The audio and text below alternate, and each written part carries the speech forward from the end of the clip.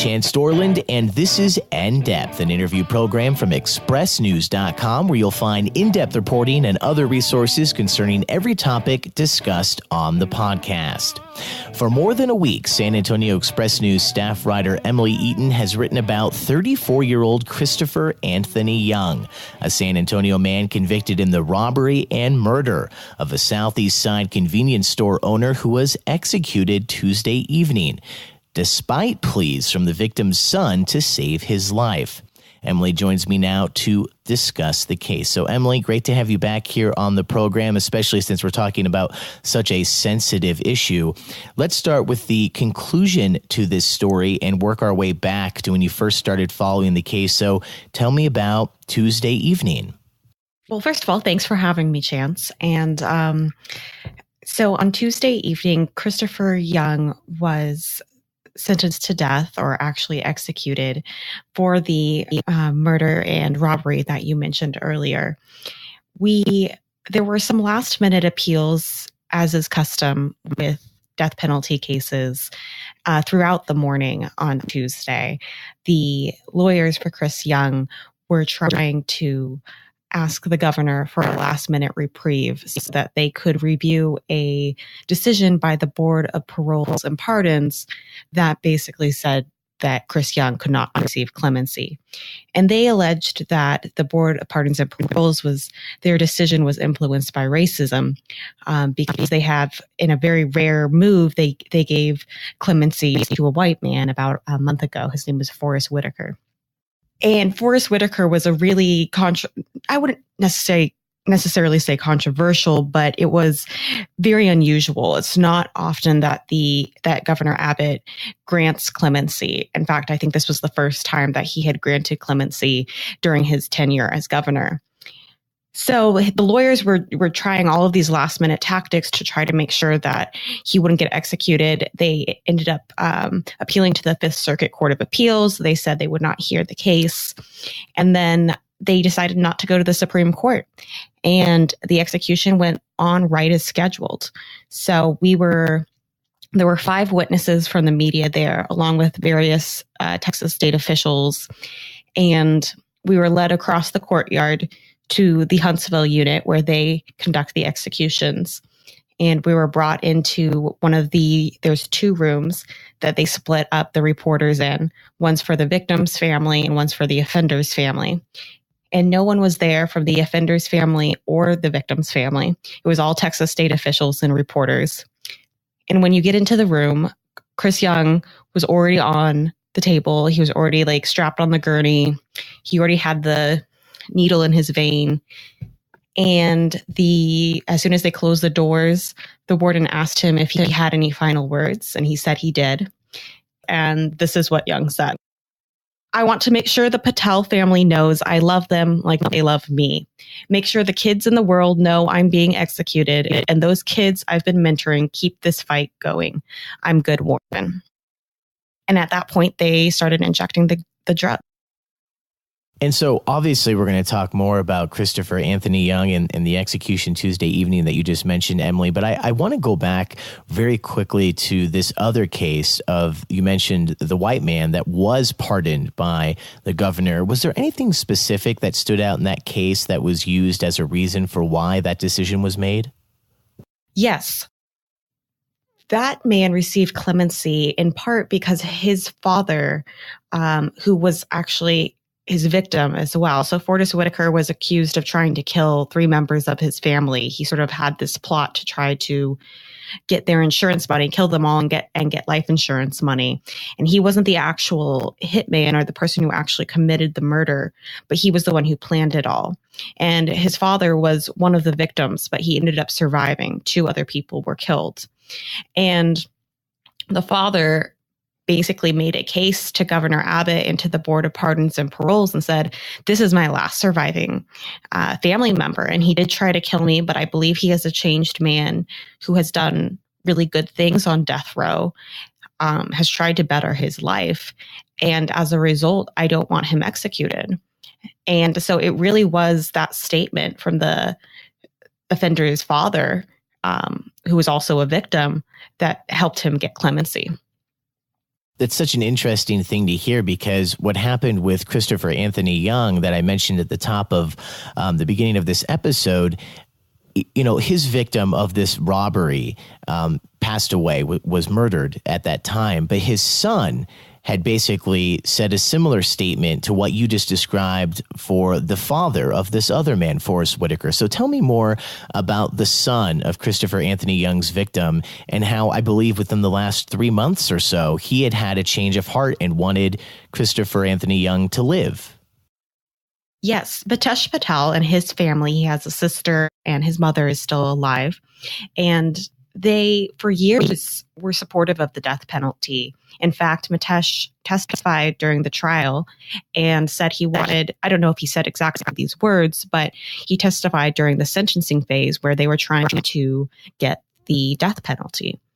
So for years, he said he was consumed by hate and he wanted Young to be executed. And it wasn't until the last 3 months that he had a change of heart, along with the rest of his family. What happened was a filmmaker has been working on a case about Christopher Young for a while now. And he had video of Christopher Young apologizing directly to Mitesh. Young knew Mitesh's name, and he basically said, I've never had the chance or the outlet to apologize to the Patel family. And I would like to do that. I understand what it's like to lose someone very close to me. His Young's father was murdered when he was 8. And he said he was so sorry for what he had done and that he felt deep remorse. And the filmmakers took that video to Mitesh Patel's wife and said, hey, we just wanted to pass along this message if he's interested in viewing it. If he's not, we completely understand. And at first, Mitesh was like, no way, I don't want anything to do with this.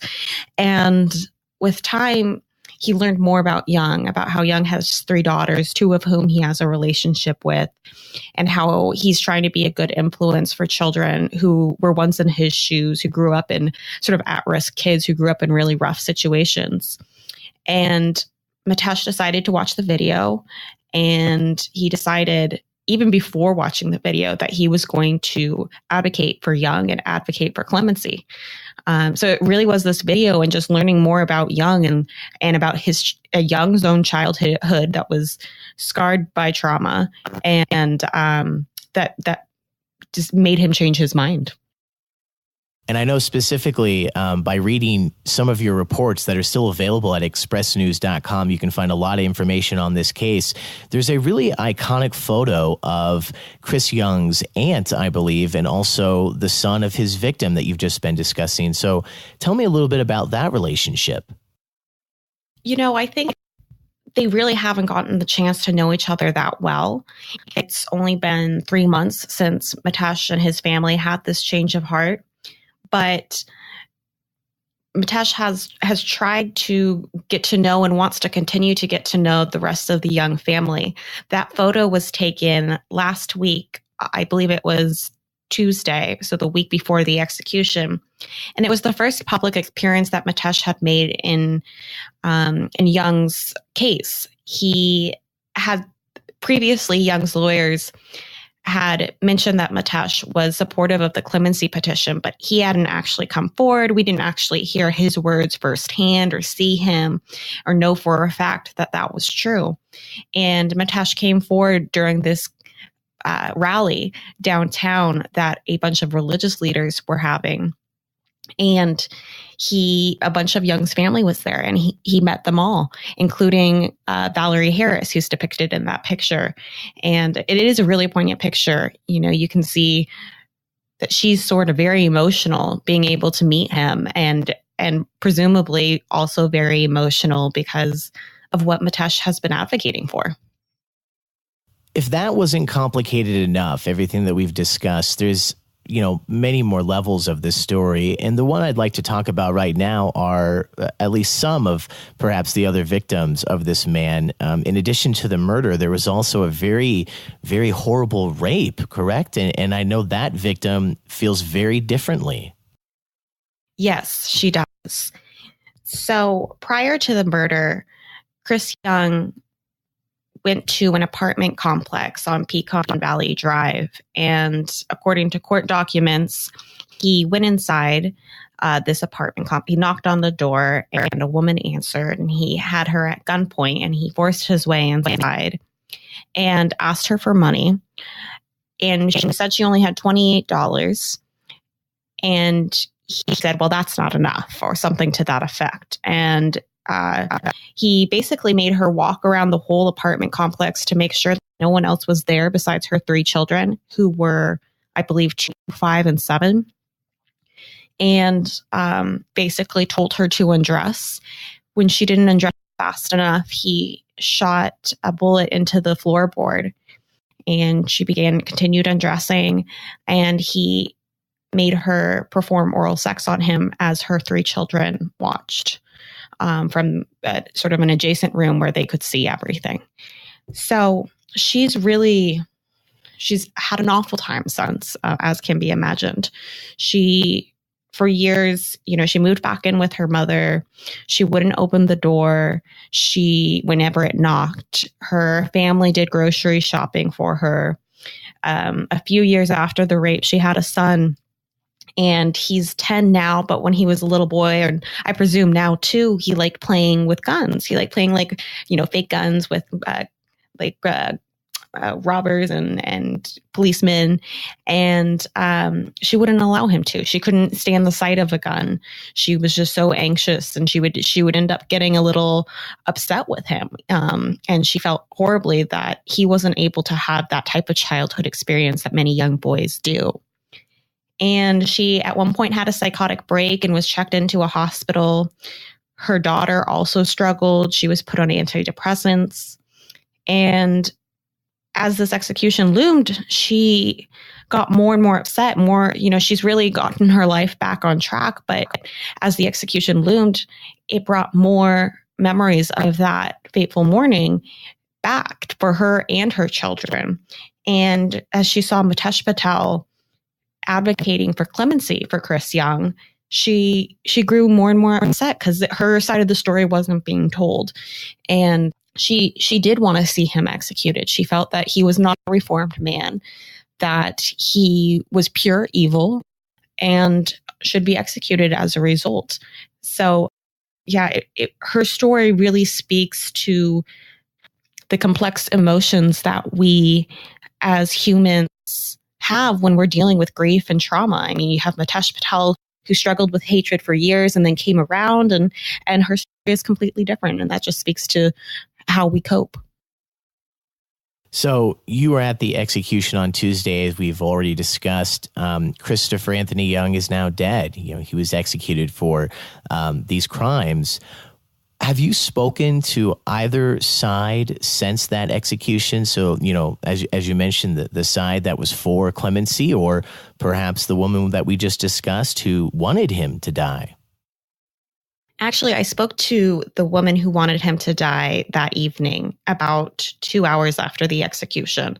She wanted to just sort of distance herself during the day. She spent the day with her family, and she went to the beach, and then she came back and heard about that the execution had gone through, and she wanted to talk to me. So we did talk, and she was more angry than ever before. Chris Young denied the rape. He never admitted to it. I met with Chris Young in June, late June, around June 25th, and he denied it to me. And I pressed him on it a little bit because there is evidence to the contrary that it did happen. And he continued to deny it. And she was so angry that he was sentenced to death, and he was, in his final words, he didn't even bother to apologize to her or her family or her 3 children, who still remember that morning. So she was furious. She said she was convinced more than ever that he was pure evil, that even more so than the morning of the rape, she was convinced that he was just pure evil. And she was so upset that she didn't get sort of closure like the Patel family did. And then, Emilie, as we wrap up here, just running out of time, is there anything more to this story? Has this story in a way ended now with the death of Chris Young? Is there anything else moving forward with, obviously the appeals for clemency did not go through, but when a side says that they think that has to do with racism, is there any more to that story, or has that also ended? I think that will come up again. I imagine, and this is pure speculation, I am not a member of the Board of Pardon and Parole. I imagine that they will be much more hesitant to grant clemency in the coming months and years, knowing that their first decision was used against them with this case. So I imagine that will always be in the back of their mind. On a separate note, Mitesh Patel has said that he is going to continue advocating for reform and for some type of mentorship program, sort of in his own father's legacy, but also in Chris's legacy, because Chris Young really advocated for mentorship program. He wanted to help at-risk youth that were once like him. Chris Young joined a gang when he was 8 years old, and he really wanted to prevent others from going down the same path. So Mitesh has said that he is going to try to form or work with some type of mentorship program for at-risk youth.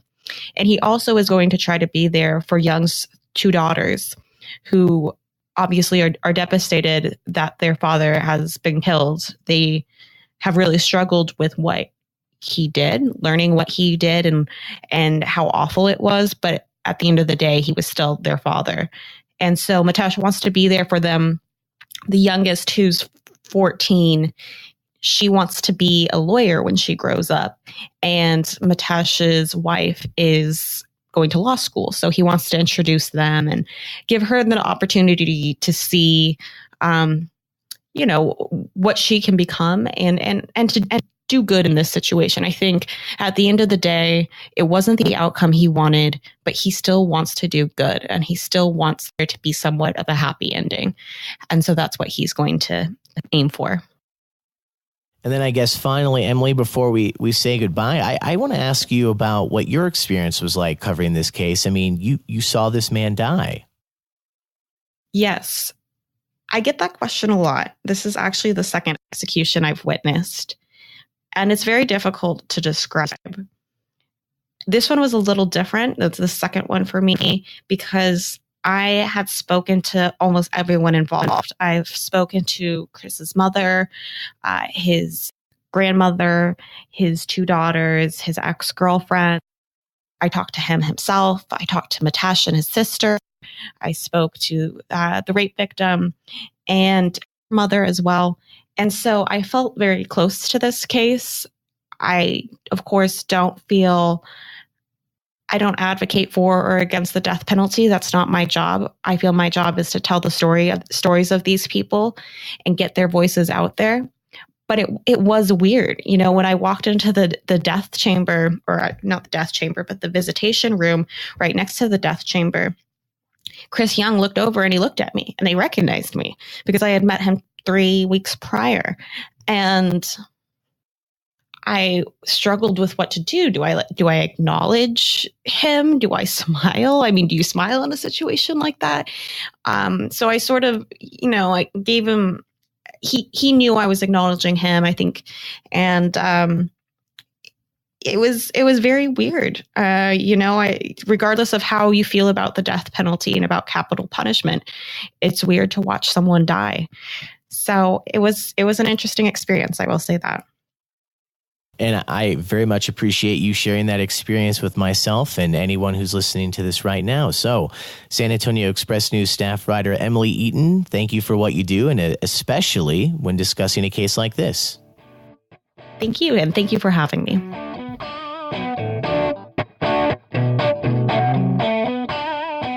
And I say this often, but I very much do mean it today. A big thank you to San Antonio Express News staff writer Emilie Eaton for joining me for today's episode of the In-Depth Podcast, an interview program from expressnews.com. For the San Antonio Express News, I'm Chance Dorland.